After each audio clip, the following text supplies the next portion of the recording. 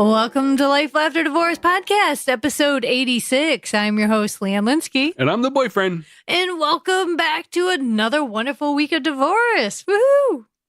Keep coming.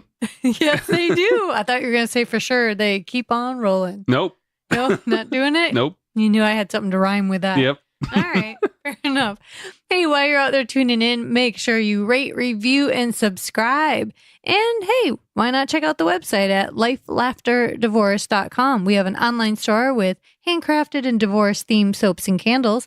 And also, if you click on the new life coaching tab, you can schedule your free session with me. That's right. You can take your life from boohoo to woohoo. Let's do this. You've also made a big splash on Pinterest too, right? Yeah, you guys, check out our Pinterest site. We have all kinds of good things there. Or you can find us on Instagram, Facebook, and Twitter. Boom. Check it out. But hey, this week, boyfriend, moving right along. Yes, Leanne. Yeah. Do you feel comfortable talking about your relationships openly, like in public? No, I don't want to mention you to anybody. Yeah, you're a really funny boyfriend. Yuck it up over there. I know you like to keep your anonymity at all, but you talk about relationships on here, of course. Pass, and no one knows who I'm talking about. Right. And you do keep me somewhat of a secret.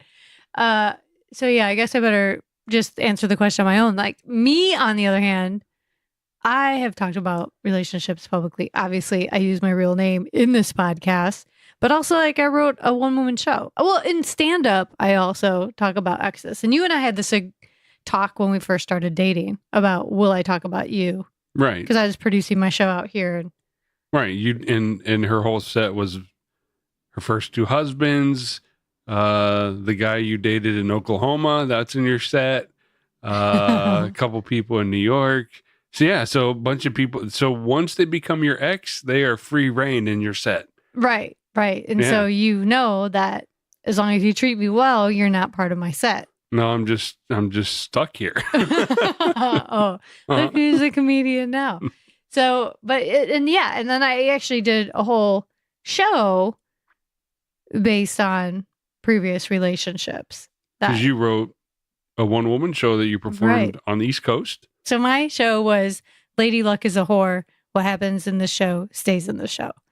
So, and I did that. I premiered it in New York, and I took it to Cap Fringe in DC, and then I took it to Fringe Wilmington in Delaware, and then I brought it back to New York at Theater Row for the United Solo Festival. And so so I not did it once, but I did it quite a few times. And took it all over a year's time. Yeah, that's what I said. You did it along the East Coast there. Yeah. And had some great reviews too. Yeah. But the thing is about writing it is in the process. And that's the other thing. I think by talking about things and is one thing, because it gives us an opportunity to like think things out and hear our words out loud. And it kind of gives us different perspective, right? And it also gives us an opportunity to get feedback as we learn from these relationships. And when I wrote my show, what I found in writing my show is it changed my perspective, because I also had to tell a story from their point of view, which is actually sometimes and more often than not funnier than my point of view, because I get to be that person. I get to be in their head and be truthful as like where they were coming from and stuff. And that's kind of fun. That's funny. But it's also eye-opening, because you're going to learn a lot trying to put yourself into their shoes. And understand what happened in that situation. Right. Because for me, it's not about going out and doing a show and bashing somebody. It's going out and doing a show that's truthful from the heart, but that's relatable. And if it's just a show about being bitter and nasty, I mean, that's not to me, that's not comedy. I don't want to be bitter and nasty and hurtful. I want to tell my story, but I also want to give different perspectives on it. And that's what made it fun for me, is like getting into their head and talking about what was important to them and their interpretation of me. Those are the things that I don't know. It changed everything. And I felt like when I was done with my runs of the show, I was and after doing stand up with a lot of it and stuff, it's kind of like, wow, I'm kind of done with that. Like, I'm good. Like, that gave me such closure on so many things. And I felt good about how I did it. So yeah, and I think it's interesting because when we first started this podcast and we were talking to comedians and different people, it was interesting to hear that they didn't talk about their past marriages or relationships, that they weren't comfortable doing it. And that I found super eye-opening for myself. Because I thought, oh, well, that's just what everybody did, but apparently not. So I found it really cool talking to today's guest, because this is another person who did exactly what I did, who went out and wrote a show based on his past relationships. In fact, he went out and he did a show, and I'm on his email list and from back in New York, and I love seeing what people are doing and how their shows are going. And he actually wrote a show called Less Than 50%, and it got some great reviews, really fun, very comedic. He had other people in it with him. They got great reviews. So I would like to introduce our guest for this week. He has been seen on the Last O.G with Tracy Morgan, recently headlined Caroline's on Broadway, and also performs at Stand Up New York. I'd like you to meet Gianmarco Soresi. Without further ado.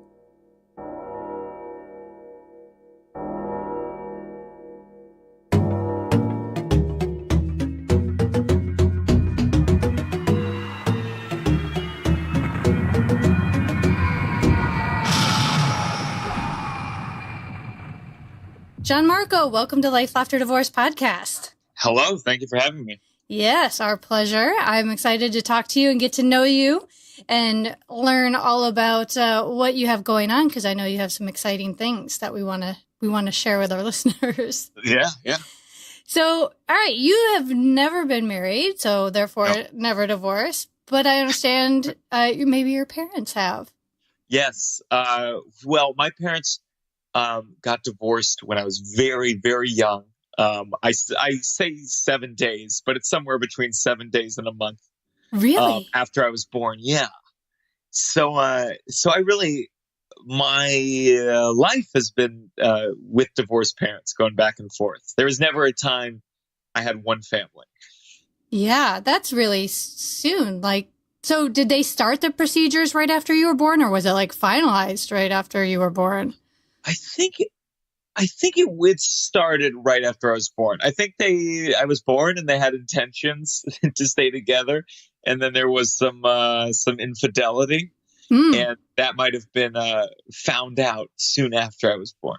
Okay, so you don't blame yourself. No. That's something that's like something. It must be in some book somewhere where parents tell you all the time, it's not your fault, it's not your fault. And it was so weird because I never thought it was my fault. That was never a thing I needed to be told. So yeah, that's pretty good.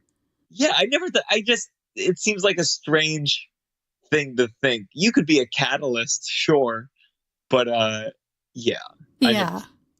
Well, that's good. That is good to hear. And then, so you never knew any different. They were always that way. Did you have a certain amount of time with one parent than the other? No. So, I mean, I think my schedule, it was kind of a 2-week cycle that repeated itself. And I had more weekdays with my mom, but my dad got slightly more weekends. Mm-hmm. And that's just how I lived my life. It was it was Monday, Tuesday, Wednesday, Thursday with mom, Friday, Saturday, Sunday, dad, Monday, Tuesday, Wednesday, mom, Thursday, Friday, dad, Saturday, Sunday, mom. So it was they came up with that, and that laid out my entire life. Wow. So do you have brothers and sisters? Yeah. So I have 4 younger half siblings. So my mom remarried and then got divorced probably 6 or 7 years ago. So she's twice divorced. And I have 3 half siblings on that side. And my dad dated a lot, almost got remarried to someone he had a kid with, but then they split up. So another half sibling on that side. Oh, wow. So it's kind of like the Brady Bunch, but so different. Yeah, Brady Bunch, but never under the same roof. Right. And no Alice. Yes. So I'm dating myself, aren't I? With TV. No, I mean, you could have watched it on Nick at Night. And oh, this is true. Yeah. So I'm wondering, like, how has this affected your adult relationships? I think a couple things. I think like I don't have a blueprint of like what is the ideal or what is the goal. I feel like if you grow up in one household, it's kind of like part of you is attempting to recreate your own version of that. But like, there's nothing about my situation that I am trying to recreate in my own life. So I don't think I don't think I have that same kind of like, oh, this is what a family is. This is what it looks like. This is what it feels like. Which I think changes kind of the drive that I have in dating or what it is that I'm doing with my life.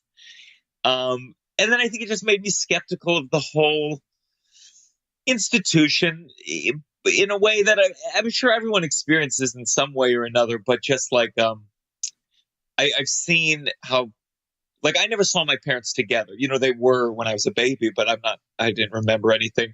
But it's very surreal to look at, I have the wedding book of when they got married, and like to see them hugging or kissing or standing next to each other even while smiling and not in a courtroom feels very unusual. It feels strange. And I've seen that, they went from that to not speaking to each other. So like, I would say not even a skepticism about marriage, but almost like a fear that if you really want to remove someone from your life forever, you should marry them, because eventually it will lead to that. Like, I've seen the how bad it can get if you go for it like that. So I think it's not just, I don't want to get married because it doesn't work.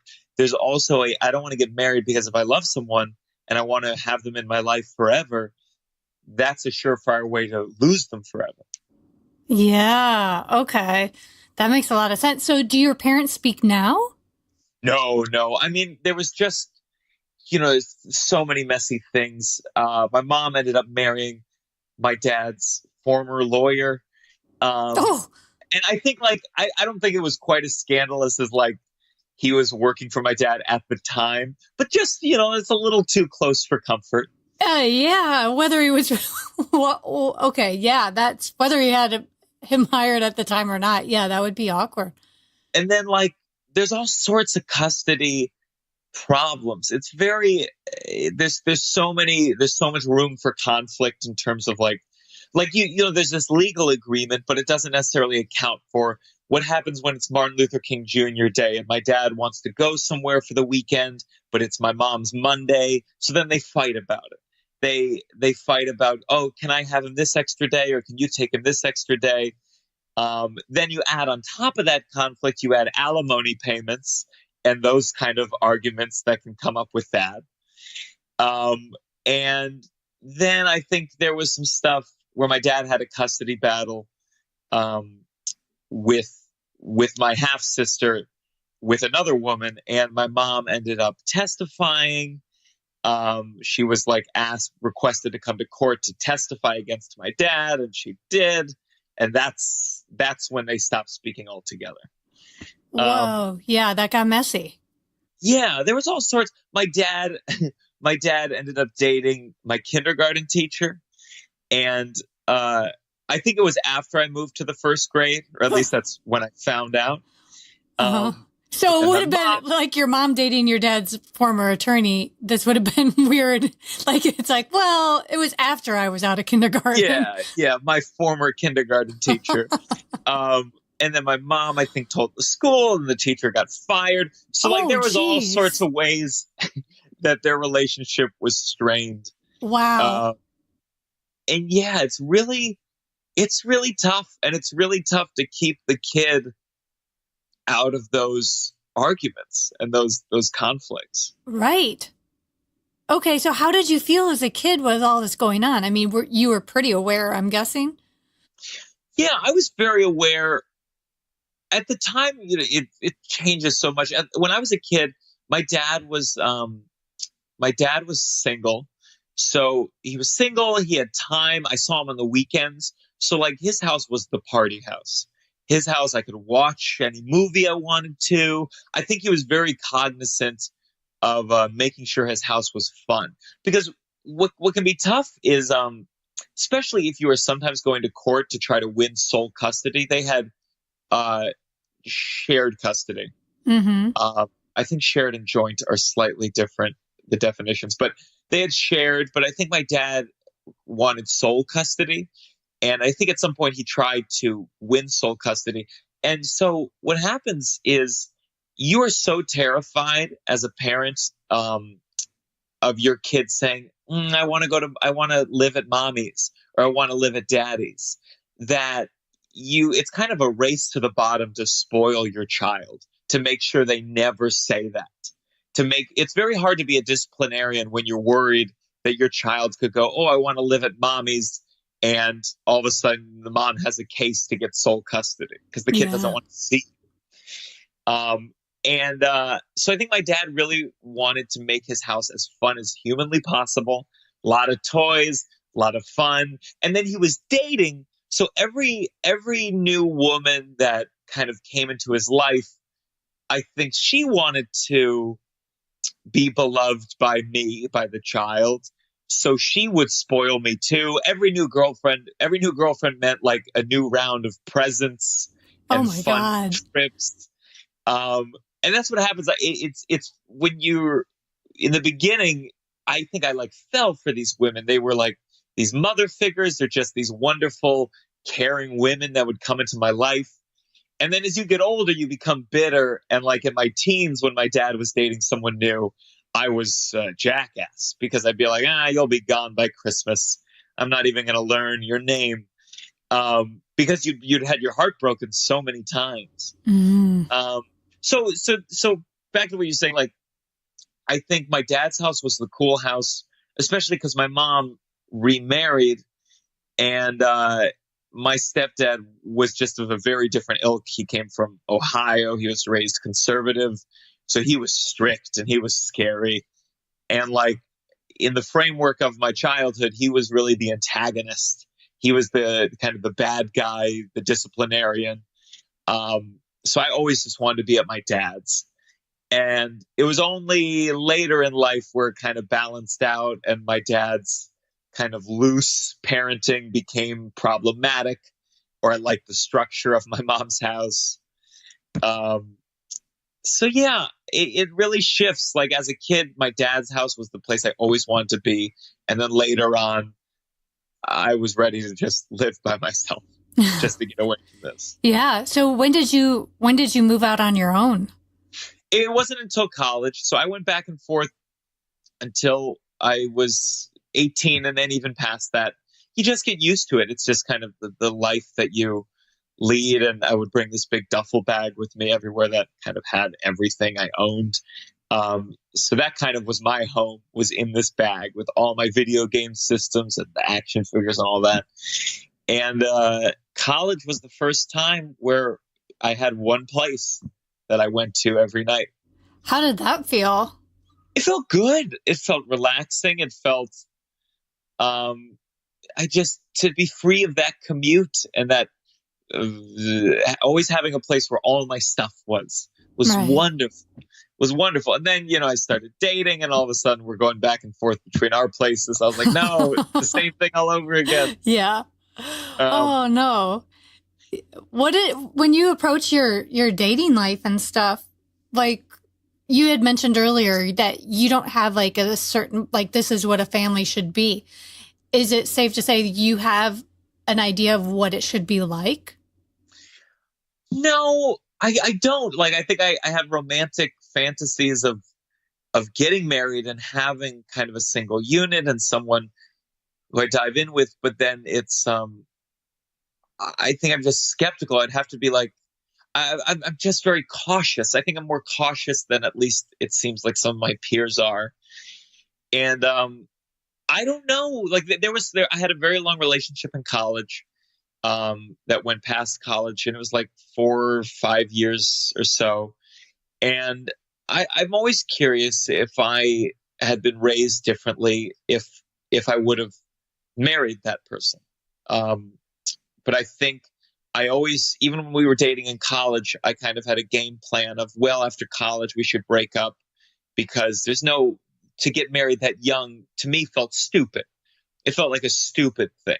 Like a naive thing. And I thought, I just thought, I certainly wouldn't want to get married until I was with someone for a very long time, and until I was at least in my 30s. And that person who we ended up kind of parting ways ended up marrying, I think when she was 25, and now has kids. And there's plenty of times where I'm like, oh, was that a huge mistake? Would I have settled down with this person if I had a different upbringing? And I can't tell for sure. But I just know that I'm skeptical about it. I'm skeptical when I see people get married after a year of dating. I feel like going, are you nuts? Are you crazy? Yeah. But that's mixed with the pain of, like, you go to a wedding, and I'm a human, and I see these people who are in love, and I go, I'm so moved. But I think I just turned 30, and I'm starting to have a couple friends where they're starting to tell people about their divorces. And I'm like, well, here we go. Let's see. Right. We'll see how this all shakes out. Yeah. So I don't know, but I still have that fantasy. And then I go, you see the number of people that, cheat.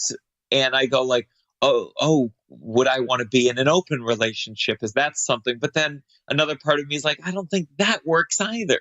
I don't think any of this works. So I don't know. I really don't know. Yeah. That's where I'm at. I don't know, but I think I would have to be moved beyond reason to want to get married. And then it's just, I don't know, the legal contract of it all. It's all in Maryland, for example, when my mom and stepdad got divorced in Maryland, before you're allowed to file for divorce, you have to live under separate roofs for a year. Yeah. And you're not allowed to have sex during that year. That's part of the Really? it's in the legal framework of it. I think, they say copulate or something, Yeah. but yeah. They put a nicer term. Yeah. And it's like, I don't know. I need to do the research on it, but I'm always like, was this at a time where the man was traditionally the breadwinner, so it gave him the power? Because if you wanted to move out, if you're not the breadwinner, if you were the person raising the children, you don't necessarily have enough money to get a different roof for an entire year. So it's left to the moneymaker to decide if he wants the divorce. I wonder if that's how the law came about back in the day. Probably. Yeah.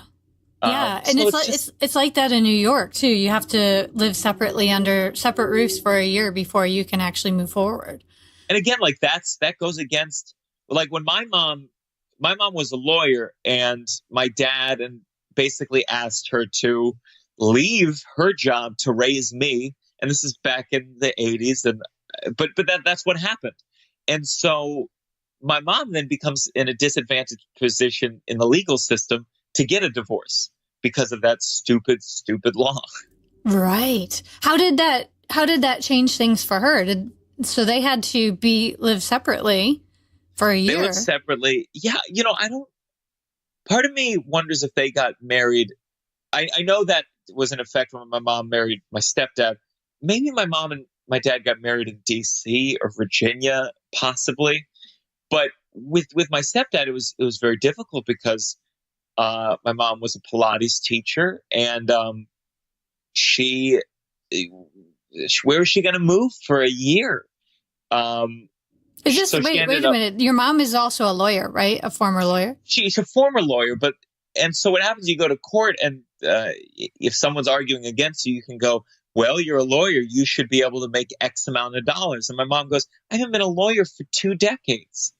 Like, I can't just jump back into the law firm pool. So she's a Pilates teacher now, and is a successful Pilates teacher, but there's a cap on how much that can make compared to a lawyer.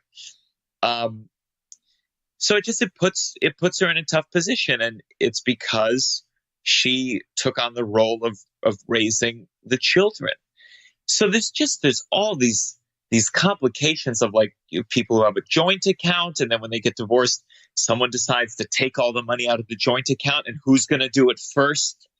But you see these adults going to war with each other, going to court, and saying things about the other person. I mean, that's the other part of marriage. Is like when I think of a relationship, it's like I want someone I can confide everything to. Right. And then in divorce, all of a sudden, these people are using everything they know to destroy, to character assassination. And I mean things in the bedroom, thoughts that you shared while drunk and stoned, and just you wanted to talk to another person.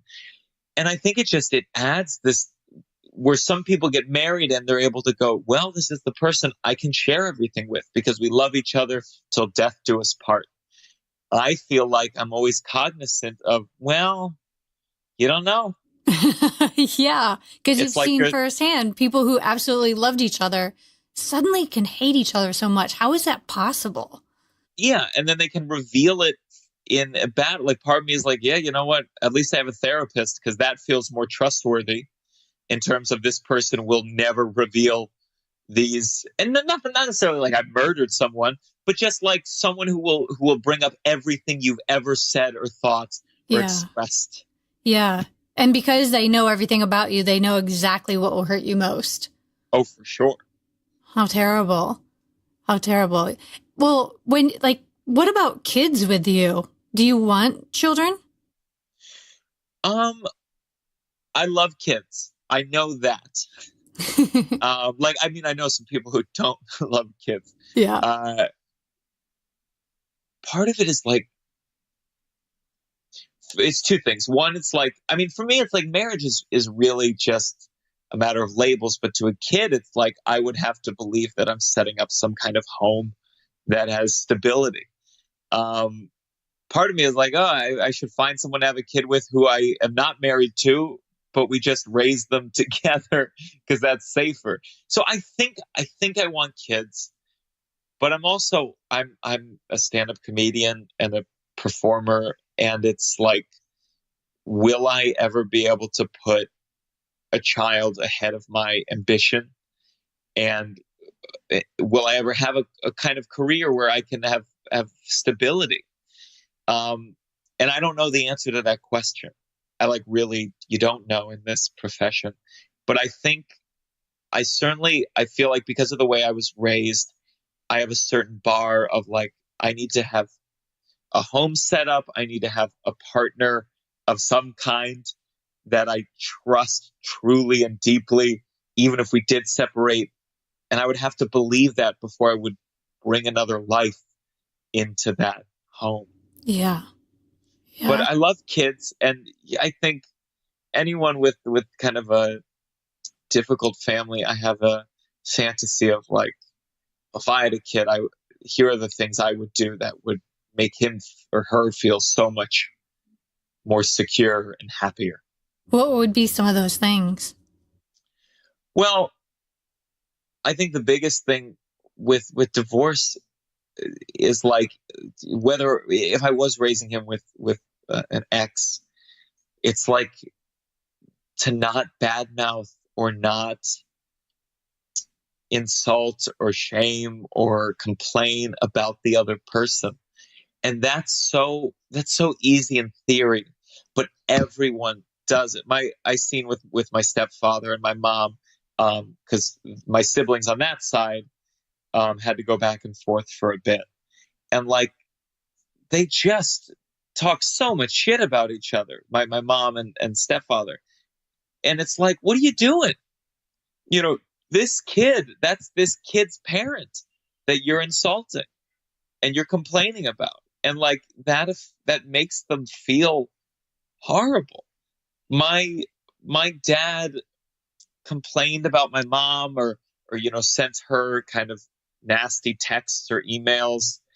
And my mom complained about him, and they would say something to me like, "Oh, you're acting like your father," and it's like that's detrimental. That makes, because I am genetically half of my father. Right. So if you're complaining about him, you're complaining about me. But also, I can understand how it's hard to not complain when you're like, well, he's not paying alimony payments and I'm struggling with money to raise you, and he's not paying for school on time, or, well, she's testifying against me in a custody battle. How do you not talk shit about that person? Right. So like, I think that's what I think about with a child, where like, I wouldn't, and again, this is all in theory, because I'm sure my parents didn't mean to, but they just do. You live with someone and you behave poorly from time to time. Right. It leaks out. So, yeah. So you mentioned you're doing stand-up comedy. How does this influence your comedy and your work on stage? I think because there was tense situations growing up, that made me develop a comedic sensibility to kind of add some levity to any kind of mood. Mm-hmm. And I think that's kind of where that came from, and my desire for attention came from that. And then on stage, I use it just to talk about, I think it gives me a unique perspective on family. I think a lot of comedy is taking a skeptical look at institutions we just kind of accept, and finding the humor in kind of the hypocrisies and that we live with. So I feel like I'm able to joke about family and siblings and relationships with a unique perspective of having grown up with divorce. There's lots of people who experience it later and they have their unique stories, but I also got to see what divorce looks like older, because my mom and stepdad separated probably when I was 18 or 19. Mm-hmm. And I basically grew up, they got married when I was 4. So like, I feel like not only did I get to grow up with divorce from the get-go, but then I got to see what it was like older. I got to see it through my siblings' eyes, dealing with it, in high school. I just think comedically, it gives me a unique perspective. And especially, there's nothing better. Someone told me the other night that her and her sister don't particularly get along, but some of my divorce jokes, I guess, they were able to joke about, because that was something they could relate to each other with. Right. Siblings who deal with divorce, I'm very lucky. I feel the older I get, the closer I've gotten with all my siblings. It's been kind of a nice surprise getting older. And we're able to talk so much about just the insanity of dealing with these parents acting like children. these parents acting, with no more maturity than a 5th grade couple going through a breakup. Wow. And you probably have conversations of like, this doesn't have to be so hard. Yeah. And we're all skeptical of marriage. I would really love a nephew or a niece, but I don't know. We all are kind of a little bit skeptical and nervous about the whole family thing. Yeah. So it's interesting that people are coming up to you after shows and saying, hey, I can really relate. And me and my siblings and myself had a shared laugh over that, and kind of brings people together. Tell me, I know you're doing a show all about relationships. So where did this come from? So basically it came from, it was that person I saw that I was seeing for a long time in college, who I loved tremendously. And the game plan was like, after college, we would break up. Like, that was just, she came from divorce as well. And that just was kind of the loose understanding of the relationship. And then when we did break up, it was devastating. It was strange, because it was like, part of me is like, well, why did we go through with this? But we went through it anyway. But like, I had this fantasy of A of all, maybe we'll get back together someday after years and years of like, seeing the world. Like when Harry met Sally type of thing, right? Yeah, exactly. And, but we also were actors together. So like I had this idea that we would do a play together in the Fringe Festival, which is a big summer theater event here in New York. Yep. They just moved it to October for some reason, but it used to be a big summer theater event. And so it was kind of this, I was creating some kind of platform to make sure we stayed a part of each other's lives despite being broken up. Like it was almost like a kind of theoretical solution to how to maintain a relationship without getting married. Would be, we'll be acting partners forever. Right. And it was a romantic comedy. So like it was pretty fucked up in that, like, there was kissing on stage and we said we loved each other. So it was kind of like, I didn't start therapy until after I wrote it. But wait, so did you write this after you guys broke up or before? After we broke up, but like we were still talking every day. It was, for all intents and purposes, a long distance relationship. Okay. But we were broken up. We were dating, going on dates at least, but emotionally it was a relationship. Okay. So you break up, you're both doing your own thing, but you're writing this show together. Yeah. And like next summer, she was in LA and I was like, next summer she's going to fly to New York and we'll do this show. And I, of course, had, fantasies. Well, we'll do the show and we'll end up just living together for that summer. And then we'll see after that. We'll just do this again forever until we're dead. And then what actually happened is I didn't get in that year. It was one of the 2 shows that got rejected. And in the Fringe Festival. Yeah. We should have gotten it, but that's another story. Yeah. And I ended up getting in the next year, but by that point, she had met someone that had gotten kind of intense. Like in the beginning, it was, she would go on dates, but then we would talk after the date. Like, right. But then I met someone who she fell in love with, and it wasn't a pretty end because like. First, I didn't know that she had met someone who was intense with, so it just felt like she was just growing increasingly distant. And then she told me that she had fallen in love and we should take a break from talking.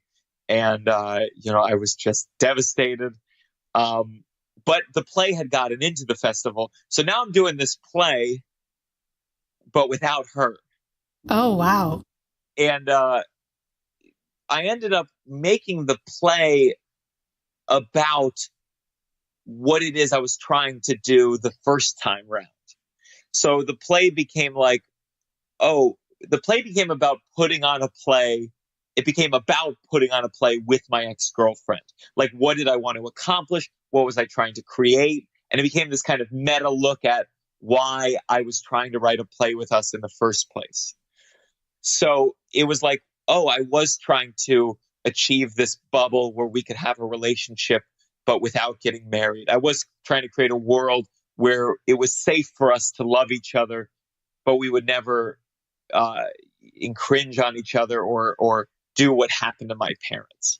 And actually, as we were casting that play, I found out that she got engaged to this guy she was seeing. And then found out she was having kids with him. Oh my God. And it happened like as we were doing this play, about how I wanted to, see her in some capacity. So it was a tough summer. Yeah. And it was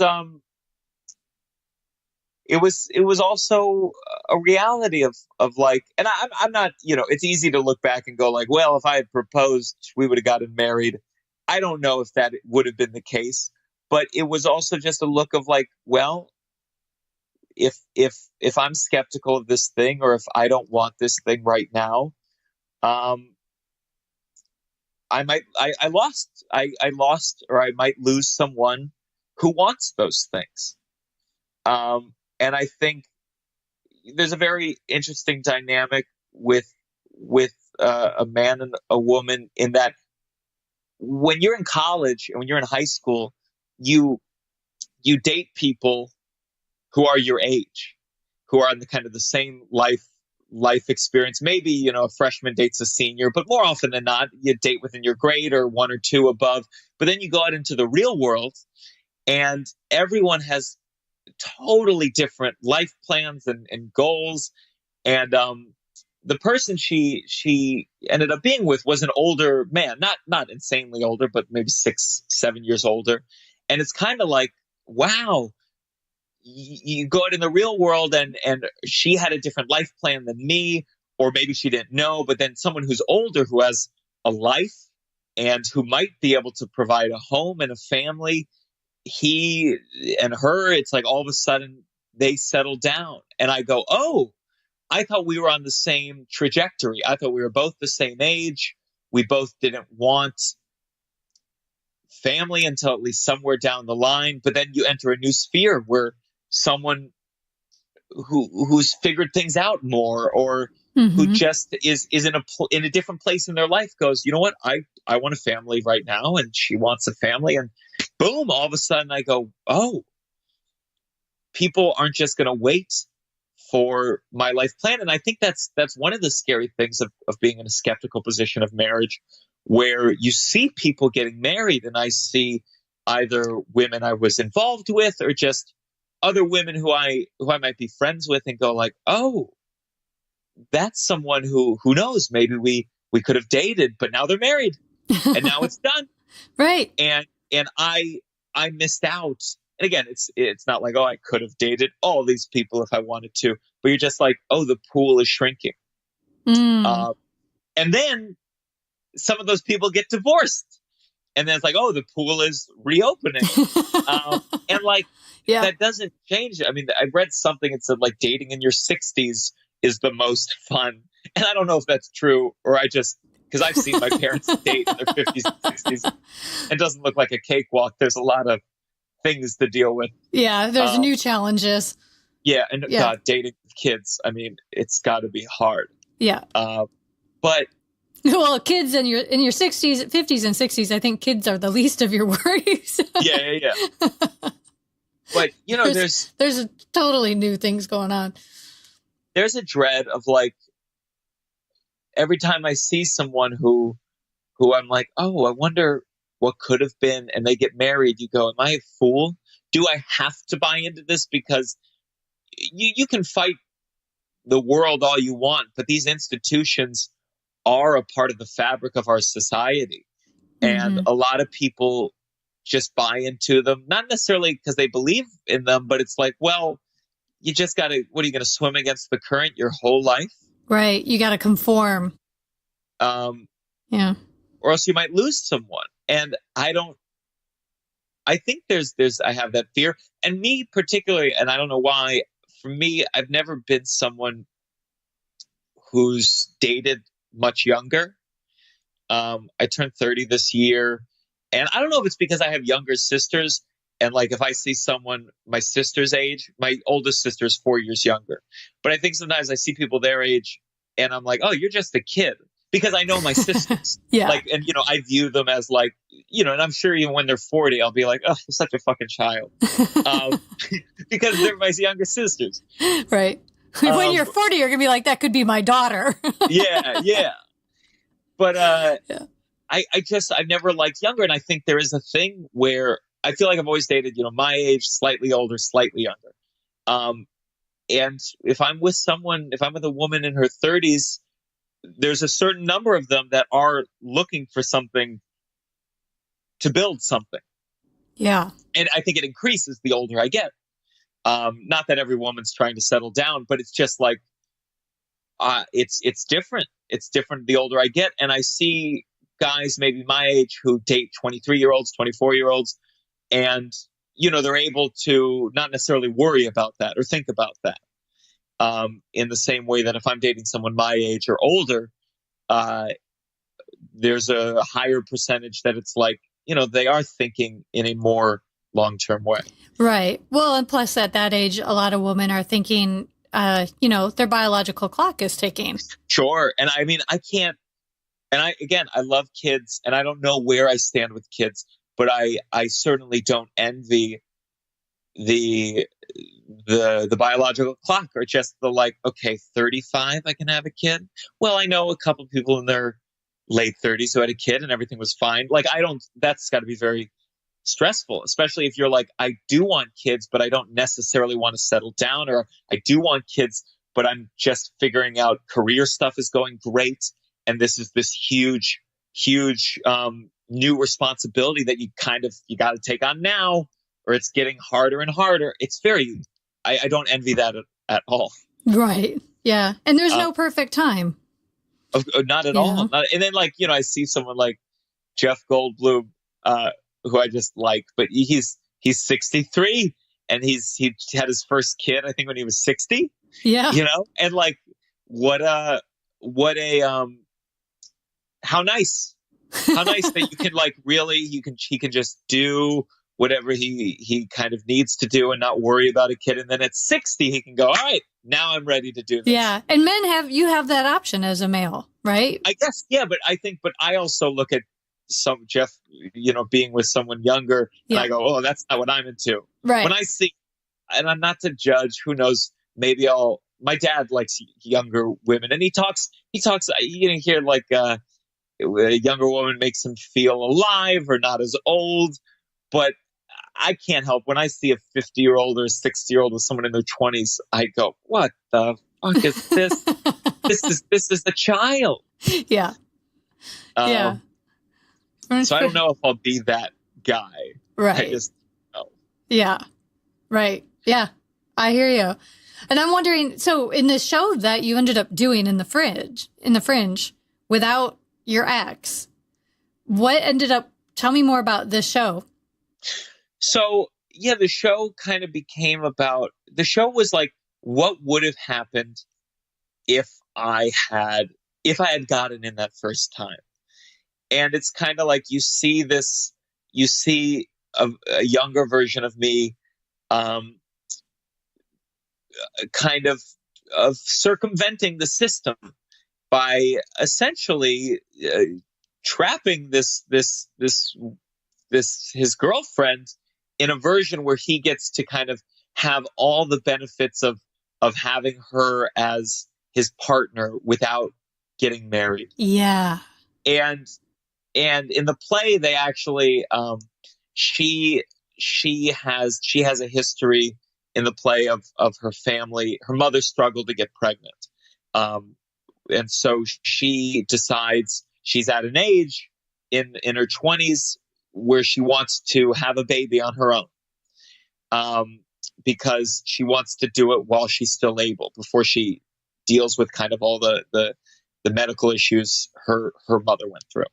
And I kind of volunteer, let's just use, my sperm, and we can be like already divorced, but we don't hate each other, and it can be your baby. And it's just like, again, it's this fantasy of, oh, we can be partners forever without getting married. And it doesn't work. Oh no. And it's just kind of, you see basically that the other option isn't necessarily better. The other option leads to more chaos than if I had gotten married.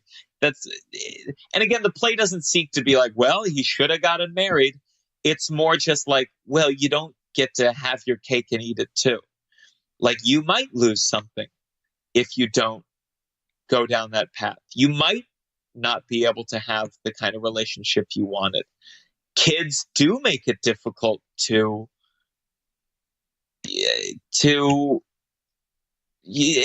it's hard. It wasn't perfect. The plan that I have wasn't perfect. Right. And avoiding marriage isn't necessarily the better life. You may lose people. You may lose someone you love because they do want to get married, and they're not inherently full of shit because they want to buy into this institution. And And so it's kind of confronting what is the fantasy I have and had, and realizing it's not necessarily better. So it's reflective of just, we're all just trying to figure out some kind of relationship, and we all have fantasies of till death do you part in some capacity or another. And it's hard. It's hard. It is. No matter what, a relationship has a life of its own. Yeah, and every life has a death. Yeah. And you can't necessarily fight it whether you get married or not. I find it interesting is, talking to a lot of married couples and people who've been together forever, they say that, there were times where they didn't even like each other. There were times where one would fall out of the relationship and back into it, and the other one would be not so into it another. And they would say, a lot of people say it evolves, right? And it changes over time. There are the years there it's really great and the years where it's really hard. And through it all, no matter what happens, there's always one person who says, no, we're sticking this out and we're riding this out. We're going to figure it out. And then it comes around. It's like, it has a cycle. And I'm wondering, as I think back, and I'm hearing what you're saying, like, well, what if I had stayed in that cycle and let it evolve? What would have happened? Right? Yeah. And it makes me wonder, like, what happens when one person hangs on and one person, and is like, okay, I'm going to be the strong one in this sense, and we're going to make this work. Is there a chance where it could have come around? Because I've been married and divorced twice. And I think back to that, like, well, what if I had not given up? What if I had said, no, we're going to stick this out and hung in there? What would have changed? Yeah. But then you see, like my mom's parents stuck together, and, it was a disaster. It was a nightmare. And it was a nightmare for the people in that house. Yeah. I think it's so hard. I think my biggest problem is just that there's an assumed model that came about when we were dying younger, and came about when there was a much more even more misogynistic culture, yeah. and an even more like sexually constricted culture, and like that's just the model we're still using. Yes. As opposed to kind of like a choose your own adventure, which can be chaotic. I mean, I understand the desire to have some kind of model, but we're all still kind of going along with this thing. And it just should be much more exploratory. I mean, I've always, I've always been a big proponent of therapy, and I look back even on the relationship with this person, and I wish I had been in therapy. And I feel like every couple should like try some form of therapy, because there's just so many things that can go wrong, and things you don't realize, and kind of toxic behaviors. But I think that would create a sense of where you could at least examine if your relationship could be improving.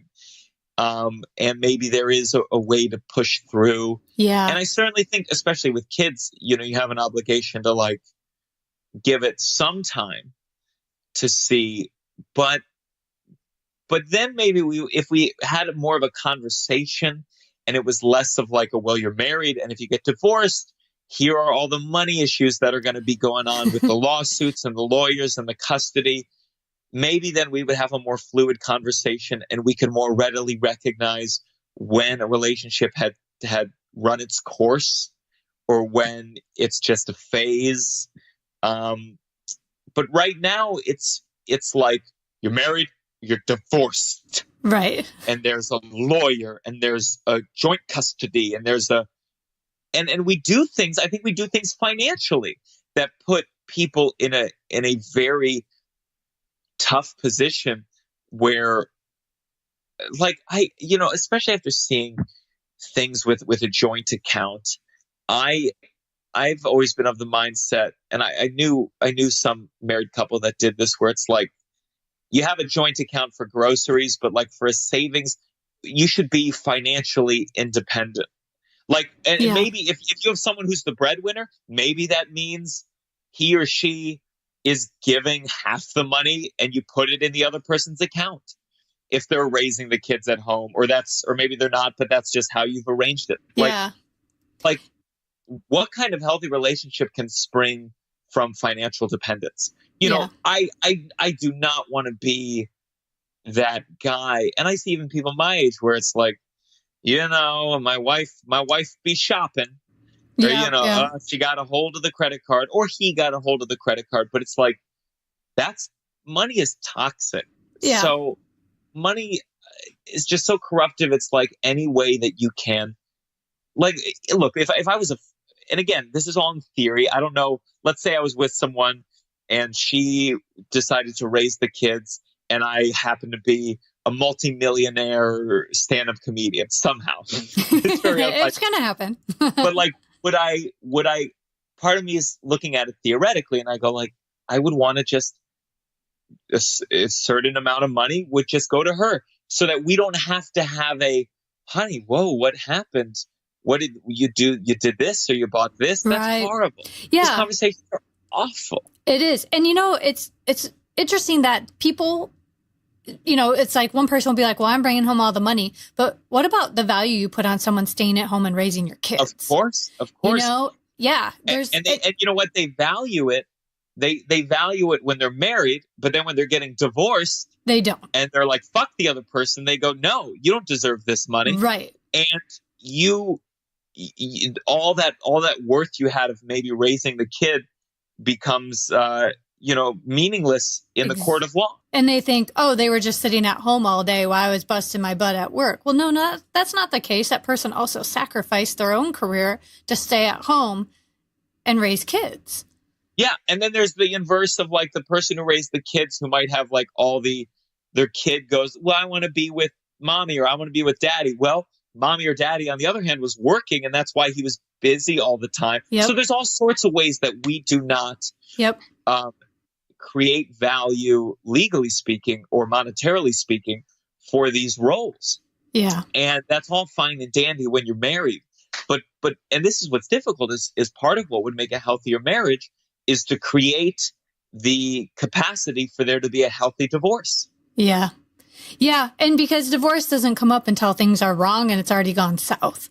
And that's almost like what I love about this podcast is being in a relationship with a boyfriend going through it. We talk about so many things that we wouldn't talk about unless we were actually breaking up. Sure. And it's like, if I look back on my past relationships, especially when I was younger, if we had these conversations about how people behave when they're breaking up and what that looks like, it would have been a game changer, because you don't talk about that until it's like, it's done. And I hope, like, if there's one benefit of the kind of life that I have is if I ever get married or if I have kids, I would hope, again, in theory, but I would hope that I would I would be willing and would desire to have those conversations before we had kids, have those conversations before we got married. Yeah. Because I would have seen what's possible. Yeah. Agreed. Well, I know you've been doing this show, which sounds fascinating, and I really wish I were in New York so I could see it. And you did the show in the Fringe, right?